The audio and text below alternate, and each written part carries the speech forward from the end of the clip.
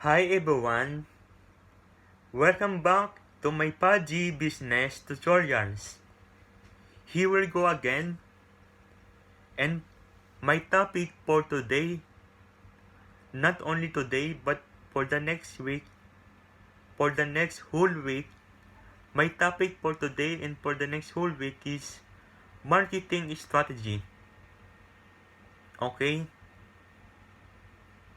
I know some of you are familiar with these words about marketing, strategy, style, marketing brand, and so much more. But the main topic that I will focus to is the marketing strategy.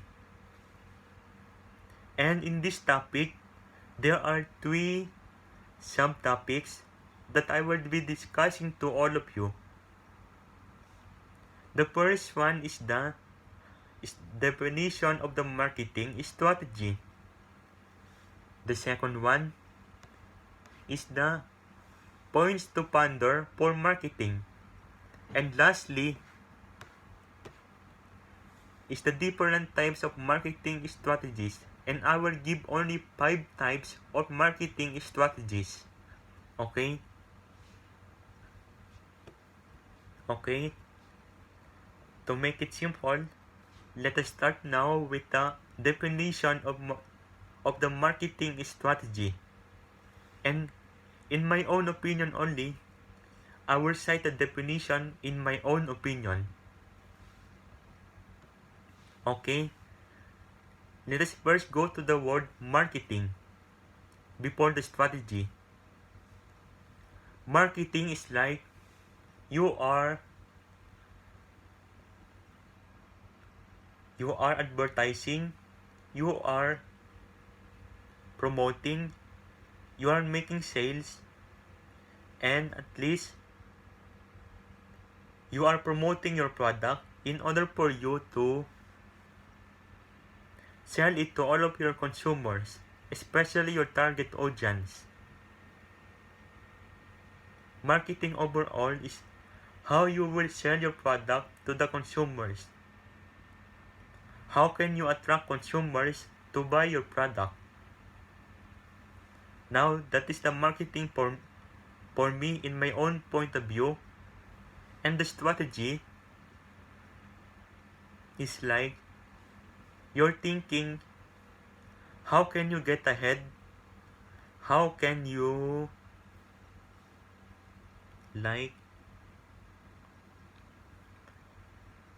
get to your goals, to achieve your goals and objectives by making a wise decision and analysis based on what is happening in your situation right now. For example, you are in a war zone and you can see a bunch of enemies outside and your soldiers are not that prepared. So, how can you balance that? How can you balance in order for you to defeat your strong opponents than your just not that weak but at least medium, not too strong and not too weak allies. In this situation, your opponent is ahead, right? Because they are stronger than you and they are much more prepared in the war zone than all of you. But how can you defeat them? And that is by using your own strategy. Even though they are strong, they can still be defeated if you know how to manage all of your soldiers to run and to fire against all of your opponents. In this case, if you manage to defeat the stronger opponent, then you are probably a good leader of the soldiers or the army.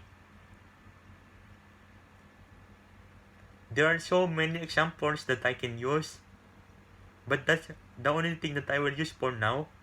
Okay? And when we combine the marketing strategy word This is used by different companies to collaborate with their consumers. It is also employed to aware the customers about the features, specifications, and benefits of a company's product. I'll cite an example again. For example, let us use this kind of company, a car company and an automobile company. And one of your product is Toyota Fortuner. And this has a lot of good features, specifications, and benefits. Not only that, it is high quality and brand new. But the only thing that will not attract, maybe will change the mind of your consumers, is the high price because of the good features, specifications, and benefits, and especially the high quality, and it is brand new. If this is the case, this can still attract the consumers to buy your product, right? And if they have decided to buy this Toyota Fortuner in your car company, then it is a very good advantage for your company or organization, which is the good thing for you and for all of your employees who are working in your company. Okay? This is excellent strategy in how to sell your product, in how to do marketing in your organization or business. Okay? Okay? Let us now move on to my second subtopics in this main topic. And that is these are the points to ponder for marketing. Okay? The first point to ponder for marketing is to define the target population. Of course, you need to define the target population. The target population can be the old people, the adult people, the young adult, the teenagers, the children, and the infants, or toddlers or babies. These are the different types of target audience. And now, if you have select one of them as a group in order for them to be your target audience in your company, surely you can easily define this target population. How many are them? How much product you need? And how can you sell this in order for you to get the best profit and the satisfaction of your consumers? Okay? You can balance this out,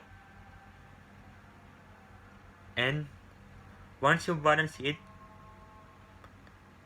that means you already define the target population. Okay? Next one is the next point to ponder for marketing is to test your audience. Why and how can you test your audience? It's because if you test your audience, you can see what they prefer to your product. What kind of product do they prefer in your organization? And how can you do this? By checking the way how they behave, how they want to buy the product, how did they explain to you the quality and the good sides and the bad sides of all of your products.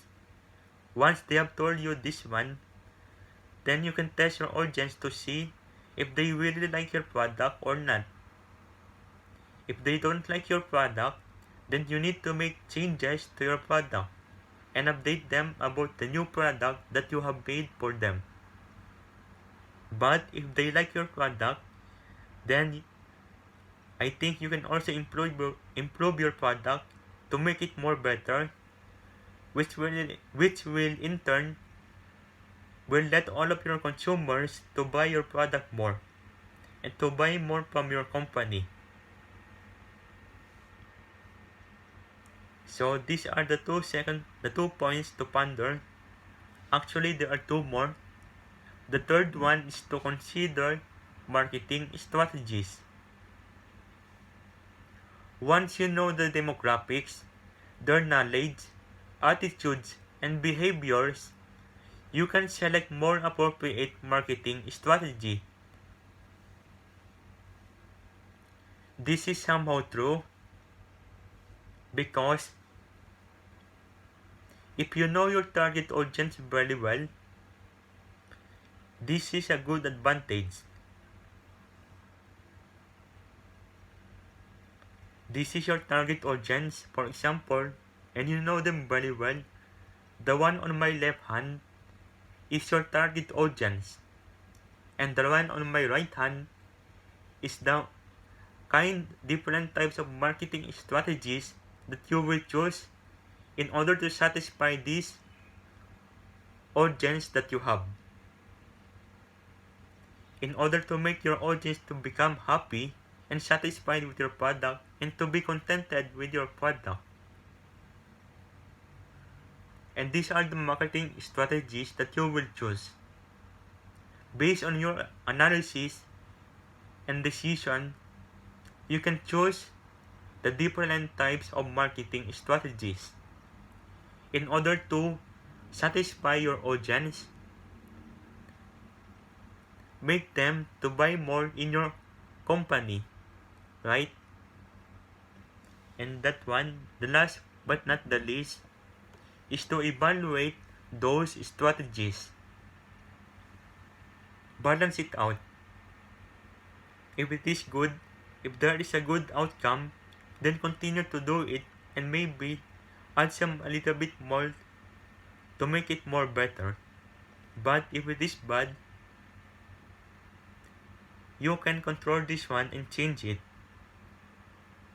For example, this marketing strategy is not nice. How about if you change it to a new one? That is how to evaluate those strategies. Okay, that's all. And now,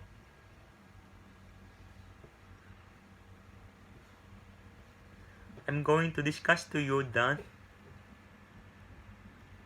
5 marketing strategies in the organization.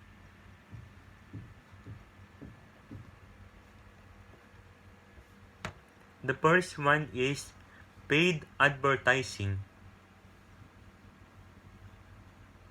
This is the kind of advertisement in which they are being paid so that it will attract your consumers to buy your product. There are a lot of things like this on the YouTube. All sorts of social media that shows the video, there is an advertisement. Even in YouTube Music, there is an advertisement. Like, they are promoting their product, they are making their product known through advertising in that type of social media. I don't know, I only know YouTube, Facebook, but other social media, I don't know anymore. But yeah, I think there are more social media in which they are showing video, which will in turn give an opportunity for the business to do unpaid advertising in those social media. There are many more which I don't know. But I think some of you will know this, or some of you will be also like me, using only Facebook and YouTube. Okay? And the second one is the cost marketing strategies.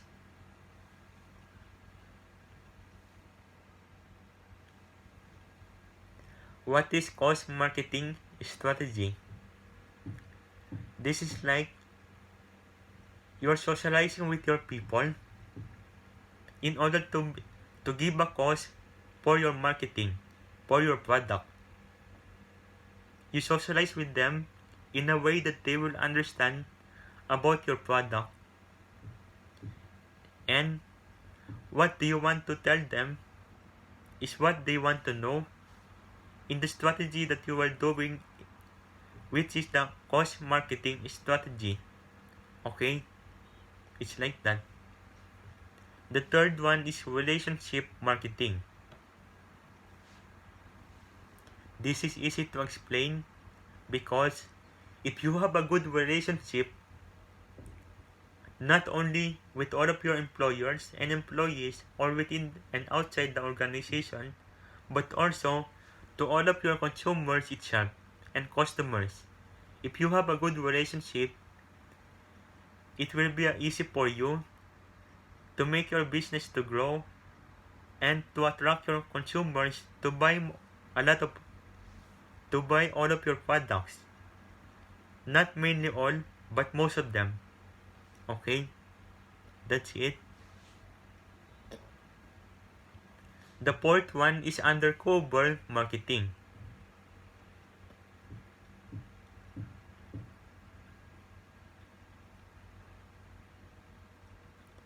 This is like you're hiding something in which your consumers will not know. Consumers and customers will not know. It is also known as stealth marketing. For example, if you are an undercover cop or police, of course the bad people won't know what you are doing. Same thing applies to undercover marketing strategy. I think you can understand that the word undercover, it means something is hidden. They will not know what you are doing. Just like what I give to you as an example, the undercover police or undercover cop. Okay? And the last one is the word of mouth. This is the last strategy that I will discuss to you. I only give different types of. I only give to you the 5 different types of marketing strategy. But there are so much more. Actually, there are 6, 7, 8. There are 3 more. But 5 is enough so that it will be easy for you to understand my presentation. Okay? What does the word of mouth mean? This is your impression that you are giving to other people. If you want to inspire and impress other people, then you can use the word of mouth marketing strategy.